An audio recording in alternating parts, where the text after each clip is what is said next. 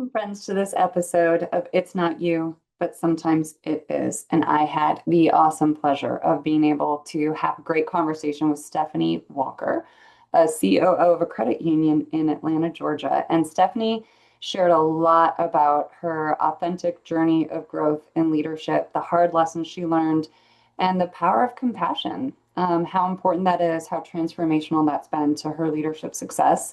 So, very interesting conversation. Love Stephanie. I think you're really going to enjoy this episode and pull a lot of great nuggets from it. So, welcome aboard.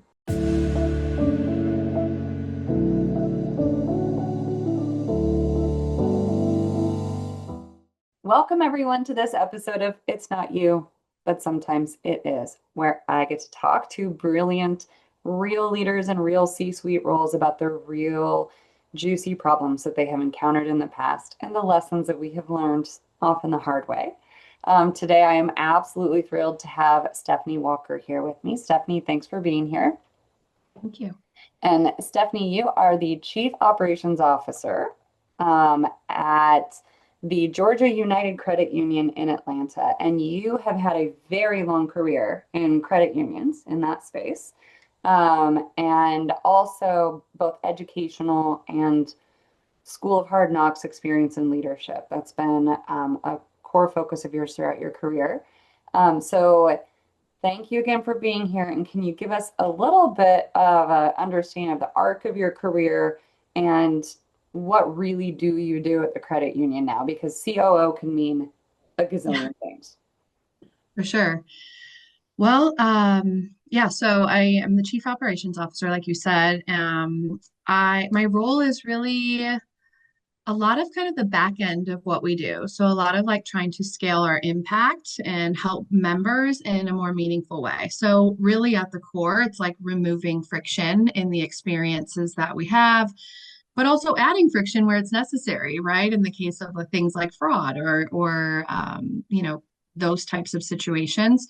But a lot of it is really redesigning processes, modernizing our systems, automating, Mhm. and just rethinking like how can we have simpler, faster, more human experiences and aligning the people, the process, the technology so we can grow responsibly. Great, great. And how much growth have you all seen? Is it a little too much, not enough? What are your goals around that? Well, I mean, we've grown intentionally for us, like what works for us strategically. So I do think, I mean, for me, I've been in the credit union space for like 24 years. And so I want to grow. I want to help more people.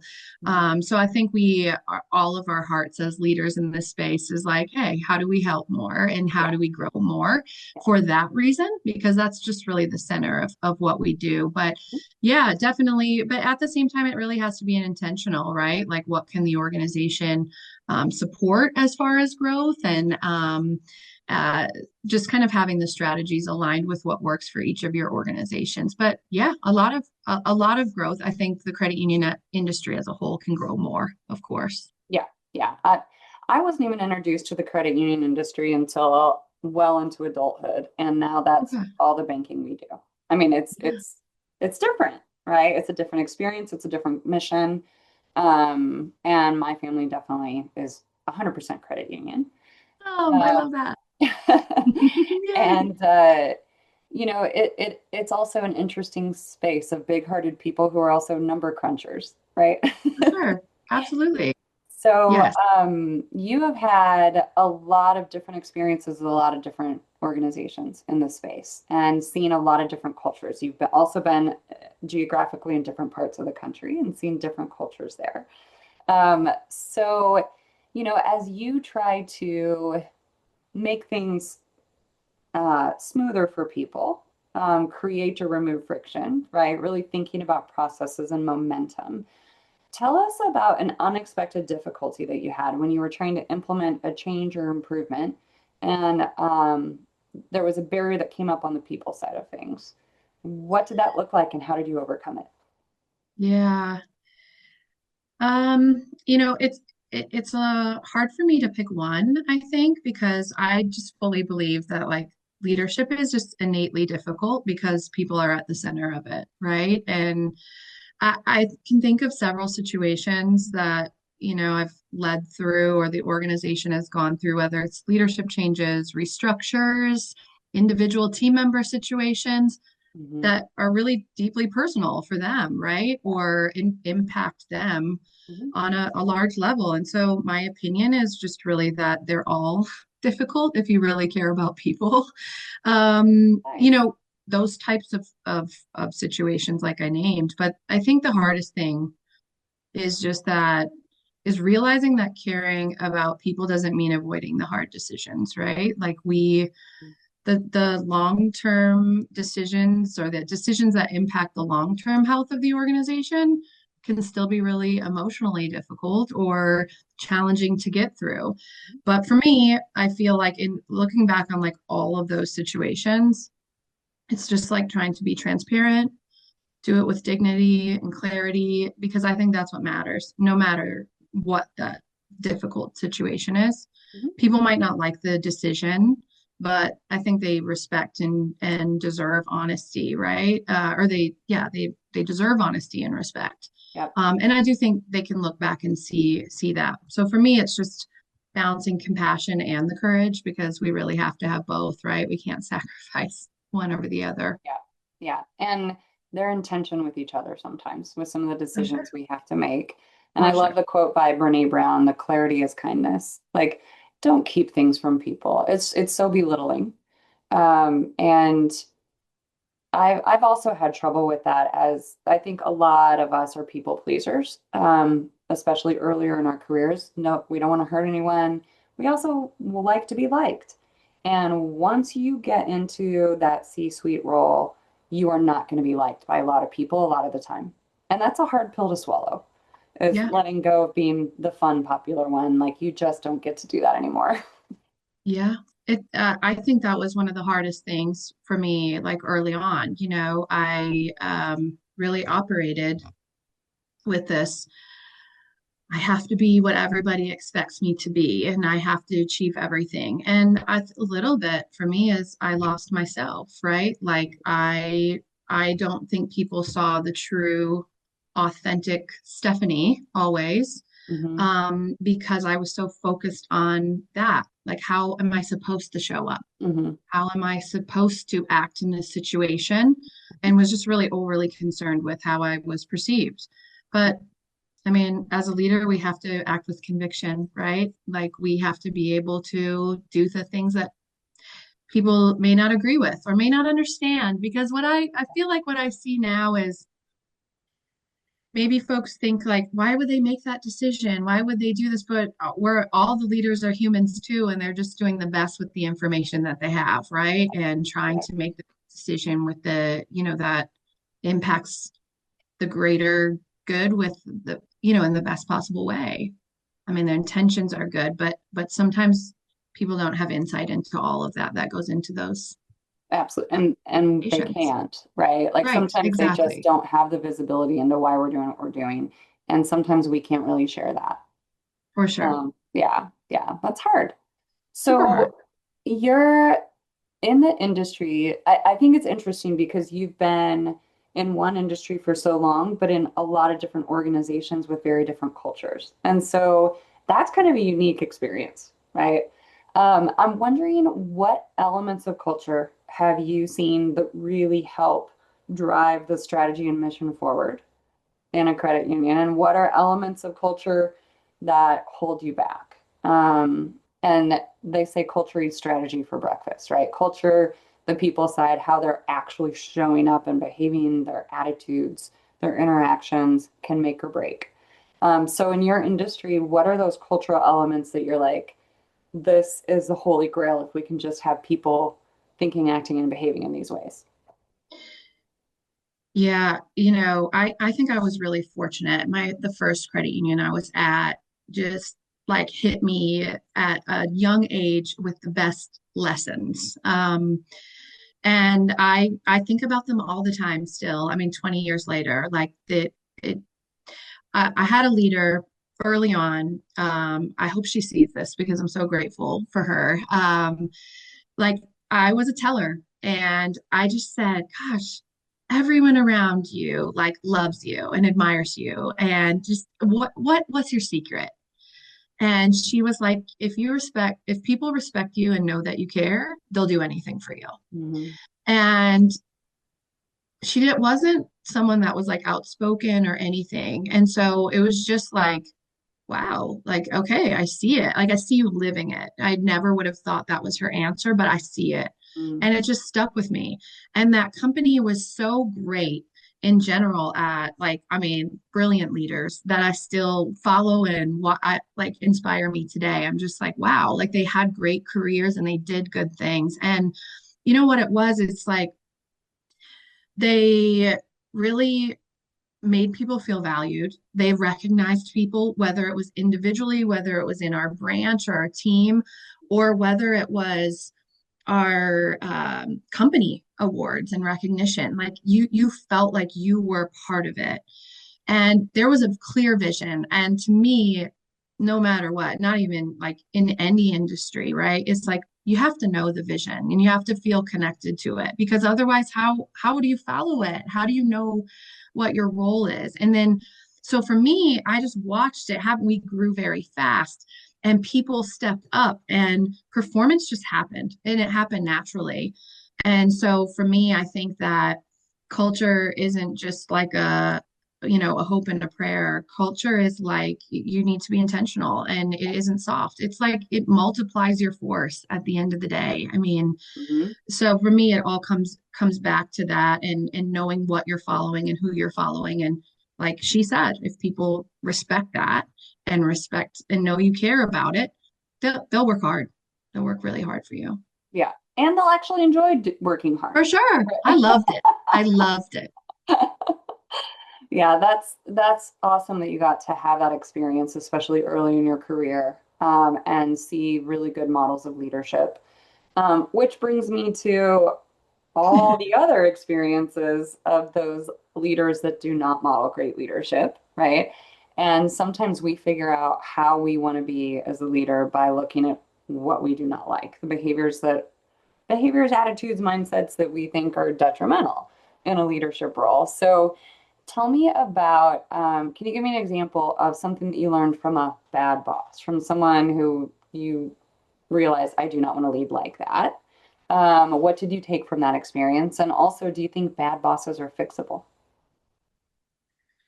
Oh, good question. I feel like you said, I think to me almost you learn more from the bad bosses or the poor leadership because it's like that's what I don't want to be, right? I mean, you see a lot of the great and that's good, but you also, I mean, you have to see both sides. So for me, I just think the most damaging behaviors are really a lack of accountability, like whether that's a personal accountability or within your team, poor communication, like people need to understand what you want so that they can step and meet that. And I want to know those things, right? I think arrogance is not wonderful and attractive.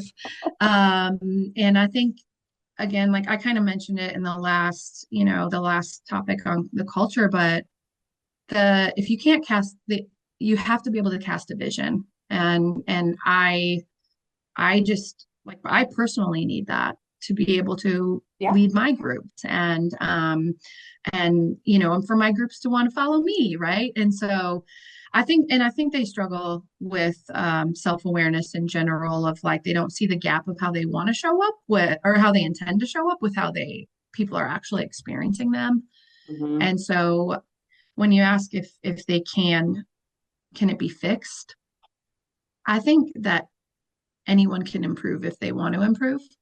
I feel like my experience has been that those that aren't the strongest leaders don't have no intention of doing that, Hmm. or they think that they are leading how they, should.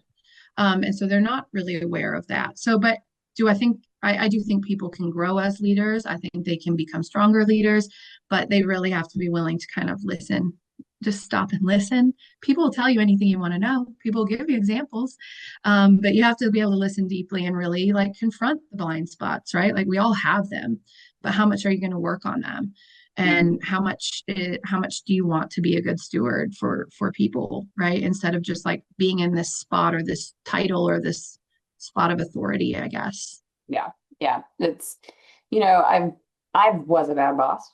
I've encountered lots of bad boss-like behaviors. And of course we can all grow and change, but that the expression where there's a will, there's a way, the opposite is true. If there's no will, there's no way, Exactly. right? If they Right. don't want to, they're just going to stay how they are. For sure. So, and sometimes people do, you need to shed light on things so that people go, oh, okay, Right. I guess what I'm doing isn't really optimal. That wasn't how I meant to be perceived by people.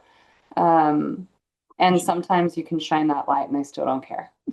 Yes. Yes. Yes. Yeah. Um, so that also brings us to emotional intelligence. And I think we all have a different definition of emotional intelligence, but it's a whole set of skills involving your ability to manage yourself and understand what's going on with other people and sustain really good relationships, interact judiciously, make good decisions, keep a good head on your shoulders. And research shows that that is the biggest predictor of our success as a leader. And a lot of us had to grow up real quick and develop those skills very quickly when we hit leadership roles. And so I'm wondering, what have you seen in your experience and any past experience where low social emotional functioning was affecting a team or results, where people were not self-aware, not managing their stuff well, eroding trust? How did it affect business results? And also, how have you personally improved your own emotional intelligence? Yeah.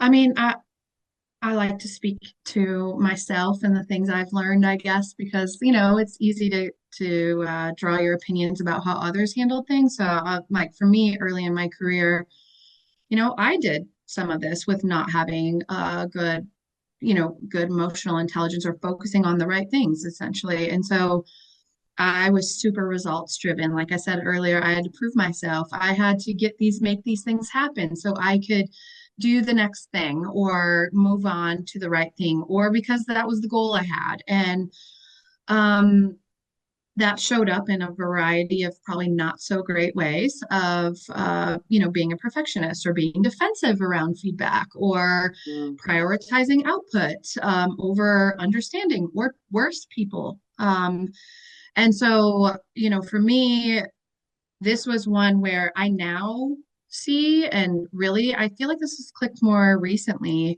um, is that even in like the competencies of what your company is focused on or what your role needs or whatever, emotional intelligence is woven in there. I mean, it is within all those pieces of how you're successful in those competencies. And I didn't really relate that. It was a thing, and how do I get there? And so I think for me, I really learned a lot through feedback, through yeah. education. I studied a lot of this, read a lot of books, Mhm. and you know what, met some really strong leaders and successful leaders, like especially my educational programs that were really great examples of helping connect the dots Yeah. on that. Yeah. But one thing I will say from a how have I improved? I think it's just like in the moment. So I have an example of a personal story, and I think it was the greatest like lesson for me was through a personal adversity, but it was at work and it was in my current with my current employer, but my first role or first year in the role. And I just went through a significant personal hardship and I couldn't perform at my usual level. I just Mhm. couldn't. I had to deal with these other things and I could barely keep myself together. And my upline sat me down at the time, and he was so understanding. Like I couldn't believe it. I wouldn't have been as understanding as him, is how I felt in that moment. Mhm. And he said, "This is just a job. Take care of your family and take care of you." And he said this to me, which was, I'm so glad. He said, "All I ask is that when someone else needs it someday, pay it forward." Oh, And the moment like changed how I lead as a whole wow. because he could have said, "You're not meeting my expectations right now. You're not hitting this thing, or you're not," whatever it is. He could have found a lot of things. Mhm. But he taught me, like, performance matters, yes, but humanity matters more. And so for me, it was like intentionally now I'm like, I create space for that because, and for my team members, whenever anyone comes to me with a situation, I am just like, stop, go do that, go do that, take Mm-hmm. care of that, work on you, because it might be like big, small, it doesn't matter, but it matters to them. And I just feel like I would not have learned that without going through that myself. Mm-hmm. And I think that moments like that is what really helped me see the power of of emotional intelligence and just connecting with people Yeah. in that way. Yeah. And probably at some point in his career, he had a similar situation and had a leader sit him down and For sure. say, this is just work. Take care of Yep. yourself. Right. Yep. So, and that makes people want to perform and stay as For soon sure. as you're able to, right? Yes. I was talking to a CEO who said, Meg, I have of my senior leaders, there's about 15, five of them are pregnant. They're all going to go on maternity leave, right? And I saw this before where I have a senior leader who has a kid and they are not high performing for like a year. He's like, I don't know how we're going to get through this. I don't like, how am I going to handle losing that level of productivity from that percentage of my leadership team for Right. that amount of time, right? Yeah.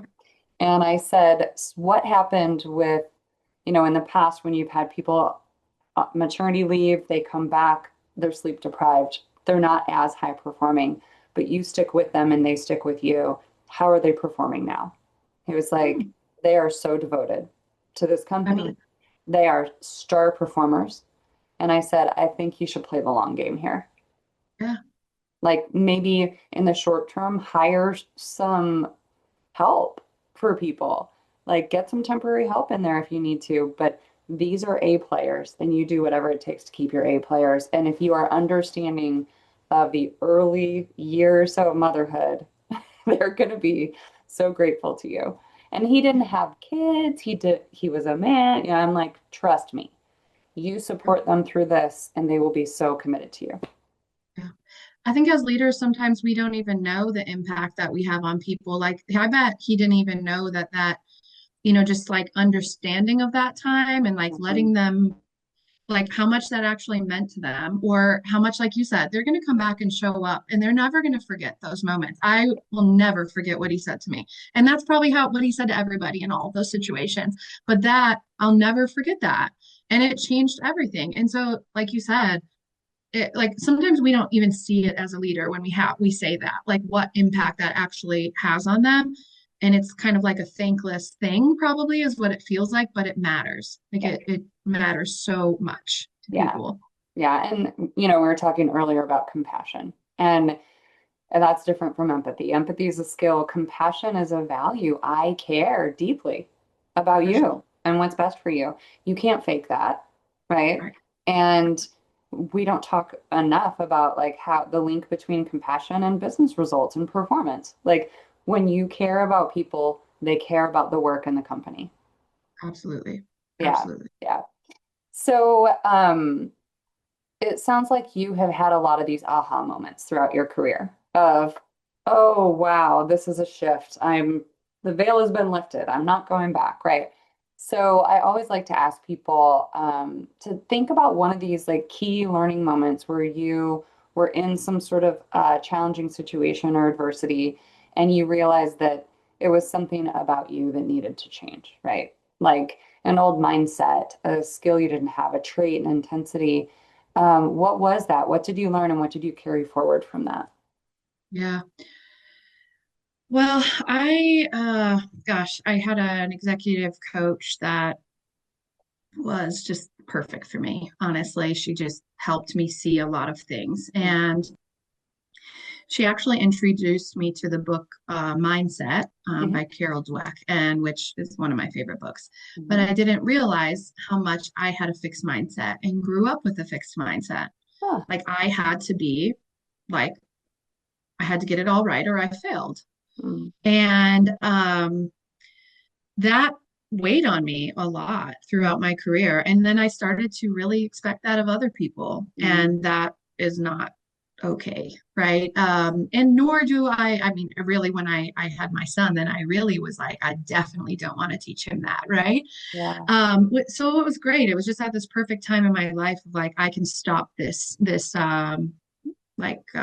path that I'm on. And so, but she said a couple other things during my coaching as well, because I had that mindset of like, I have to do all the things to make the organization, better and whatever. And that was in my mind. That wasn't necessarily what everybody wanted to do.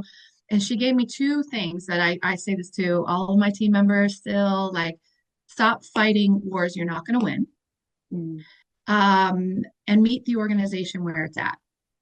And I did like I I just needed to hear those messages in that moment, right? Like, you have to separate what you can influence from what you can't control. mhm. And I wanted to influence everything, and I wanted to control certain things because I fully believed it would be the right thing and the best thing. Yeah. But that isn't necessarily at that time, that wasn't the thing for the organization or for whoever or Yeah. that situation. And really, that shift just allowed me to like lead with more clarity, less ego, and just Hmm. be more effective. Like, it is freeing. Honestly, it was freeing. But it took me a lot of years to learn that and to Hmm. be able to separate those two things. And so I'm just so thankful for like those lessons and just Hmm. reminders of like you can't make it all. You can't do it all. You can't take it all on. Yeah. Yeah. I think especially as women and moms, while we're working in these high pressure roles, we do just go, I'm just gonna have to take it all on. I'm gonna have to have so much grit. And it really does usually take someone else going, knock, knock. You don't have to keep doing this. You don't have to be perfect or right.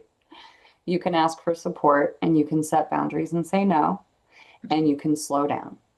Yes, absolutely. Yeah, That that's was that was so foreign to me as a younger leader. Like, I can slow down? No, I can't. That'll be yeah, held against me. That'll be a thing that's not acceptable. I right. won't achieve any goals. I won't, Mhm. and that's And that's so not right, you it, know. it's all ego. Like our ego's lying to us and tricking us and saying you have to be perfect and right, and that's what's going to work. For That's sure. not what works. Yeah, Not. yeah. So, I know that we have been chatting about a lot of fun stuff and all the brilliant things that you have learned and all the evolution you've had as a leader. So, what if you could just shortcut this and I give you a time machine and you go back and you get to talk to you 10 or 15 years ago? What do you think is the most important advice you could have given yourself at that time? Oh, I kind of mentioned it earlier, but I wish so much earlier I would have just allowed myself to be authentic, like I said, like, and just confident in myself, because I second guessed so many things, or like I said, I wanted to be like a certain way or a certain thing and meet everybody's everything. And it, I like outsourced my confidence to other people. Mm, And it was just really hard to live in that space and really hard to feel like I had to be everything to everyone. mhm, And I was fortunate in my doctorate program to have these really strong leaders, like female leaders that at that time I really needed, and males too, who really were like, no, yes, don't do that. Um, but I was just at this prime age. I was like in my upper 20s or so, and I was like, you know what? They were like, stop. Who do you want to be? What is that? And I watched them exude their confidence. mm, And I was just like, dang, like I gave that away for so long. And you know what? The truth of it is like I can withstand their people disagreeing with me or judging me or not needing to have their approvals, and I can be really effective still. mhm, And so I just wish I would have allowed myself like to get rid of that people pleasing and just being the authentic, confident person, because maybe others, didn't notice it or see it, but internally that was really hard. Yeah. to deal with and added all kinds of stress and extra things that Mhm. were really not valuable. And I still would have done a good job and I still would have made it through anything that came across my path, right? Yeah. But yeah, it's sad. Like looking back, I wish I changed that and addressed those things a long time ago. Yeah. Yeah. And like you said, I think that that confusion causes problems for you, not so much for your results or the people Right, around you. It's just this right. unnecessary internal struggle. And I think Yeah, a lot of people need to hear that. yeah, You are not alone yes. in that. So, Stephanie, thank you so much for all the reflection and sharing all of these golden nuggets with us and for your authenticity. And so thanks for being on the show, and I wish you all the best with this credit union and the growth, and I hope y'all take over the world. Thank you. Thank you for having me. I really appreciate it. Thanks.